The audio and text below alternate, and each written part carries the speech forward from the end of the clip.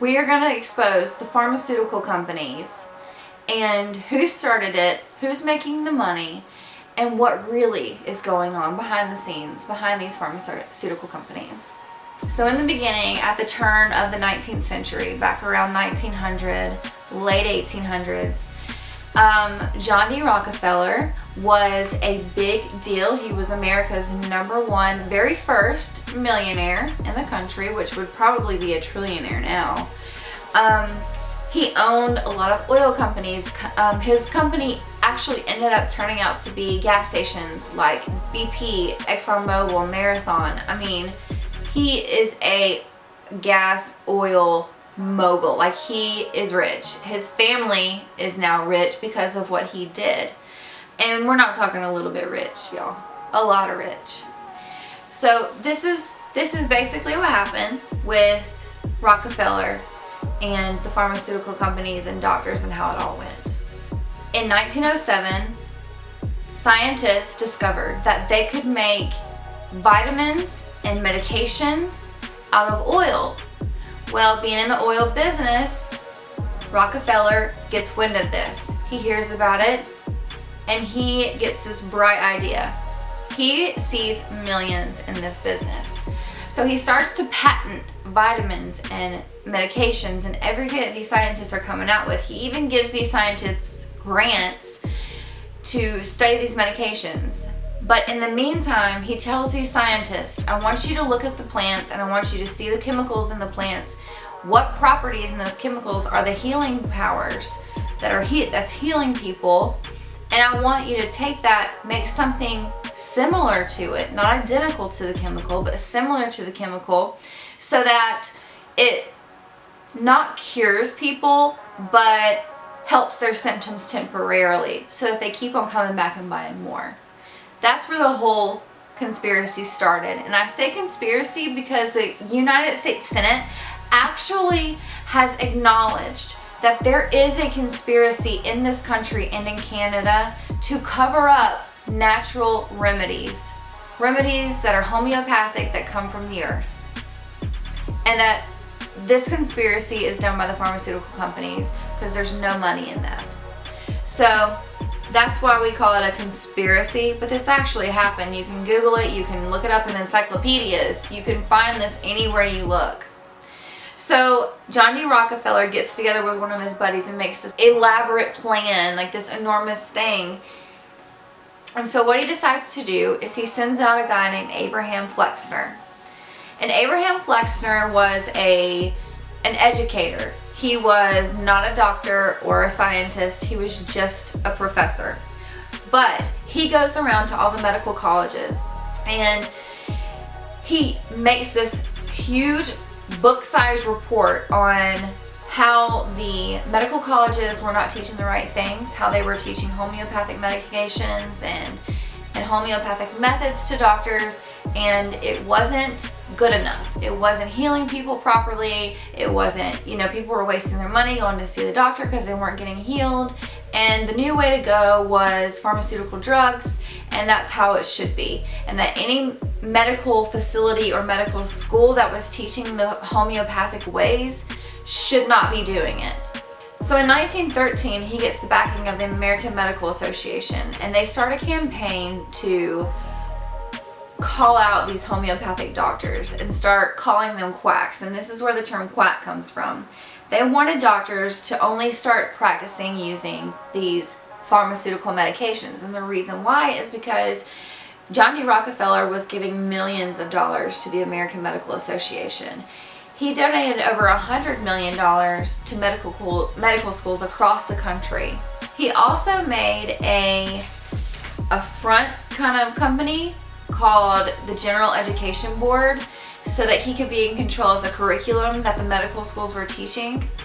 Because what he thought he could do was that if he could convince the American public that homeopathic remedies were bad and scare them into using only pharmaceutical medications, and he could also get the medical schools to only teach pharmaceutical meds, then everyone eventually would start only using pharmaceutical meds, therefore making him millions and billions of dollars.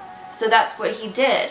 He had the Flexner Report come out and say that all the medical association and the medical schools were bad and they were teaching the wrong things, and they needed to go to a more modern way of using laboratories to check blood, of using no homeopathic medications, using medications that worked in their minds. And so once he got the Flexner Report out, it was all good from there on. Half of the medical schools in the nation closed. Only because of the Flexner Report, only males could apply for medical school, and even that was a strenuous process. And it is still to this day. It's also a strenuous process to this day to even graduate. Medical doctors go to school for 10 years, and for those 10 years, they're brainwashed into believing that pharmaceutical drugs are the only way to go, because at the turn of the 20th century, Johnny Rockefeller decided that he was going to set this in motion.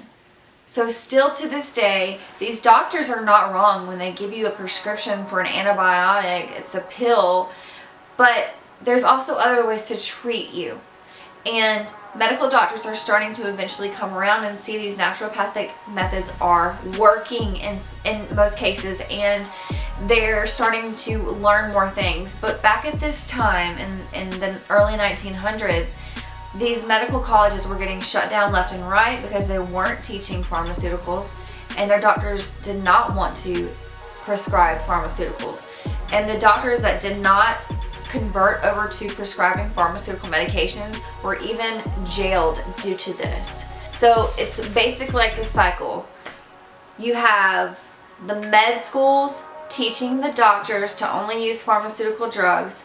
The reason they only teach pharmaceutical drugs is because Johnny Rockefeller had financed them and sits on the board of the academic association that picks the curriculum for these medical schools, so that they teach the doctors this, and then the doctors teach the patients this. And so the patients get these prescriptions and they believe that's all they need, and they go to the pharmacy, they buy the drug, they only get their symptoms treated, they don't get cured, and then they go back to the same doctor to get more, to go back to the pharmacy to get more, to get back, and it's a cycle going round and round and round, and you never get treated properly, when in reality a lot of diseases can actually just be fixed by changing your diet.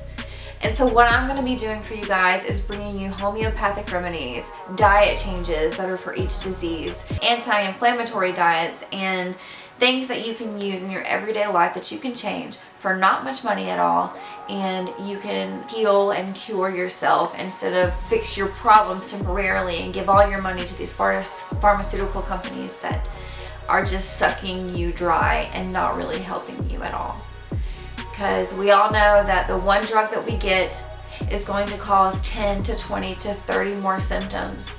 Maybe it cures our cough, but it's going to cause so much other things like headaches and nausea and vomiting and diarrhea and all this other stuff. So you have to give more medication to help with those symptoms, and then you end up with more symptoms, and it's just a never-ending cycle of always feeling sick, never having energy, never having enough time or energy for your children, for your family, to do the things in life that you really enjoy. And you end up depressed because of all of this weighing heavily on you. And when you're elderly and you end up with this problem of only being able to afford your medications or your food, where you have to choose that every month, that's ludicrous to me. When this is the 21st century, we should be helping each other thrive. And we really just have these parasites sucking off of us, taking all of our money, taking our energy, taking our health away from us. And it's not right. And it all started with one man, one family that decided they would start a whole conspiracy just to make billions and trillions of dollars each year. And the pharmaceutical companies would never admit that. They would never tell you the origin. They would never tell you why this happened. They would never tell you why they want you to take the medications, the real reason why. They'll never tell you why they won't give you a cure. Because everybody says, at least once in their life, there's a cure for cancer, and bet your butt there is. But it's not pharmaceutical medicines, and it's not chemo. And while we're on the subject of chemo, if you didn't know, is a drug for cancer. It's the one drug in America that doctors can actually get a kickback from. They make commission off of giving you chemotherapy. The pharmaceutical companies sell the chemo to the doctors at a certain price, and the price gets jacked up 700, sometimes 800% when the doctor gives it to you. So your bill is 700 to 800% higher than what the doctor's bill was when he got the chemotherapy to give to you. And not only that, you're killing not only the cancer cells, sometimes, hopefully, but then also the healthy cells. So it makes you so sick that you have to quit your job and you can't even be participating in life. It's sad. So yeah, that's our first exposure. More to come. But really, I want this channel to be about helping you guys heal yourselves and, you know, getting the right information out to y'all. So thank you for watching. I love each and every one of you, and I really appreciate your support. Please do hit that subscribe button to get homeopathic remedies sent to your inbox every single week. And make sure you like and leave a comment down below on what you think about this whole conspiracy and why you think they did this. Alright, see you guys next week. Bye!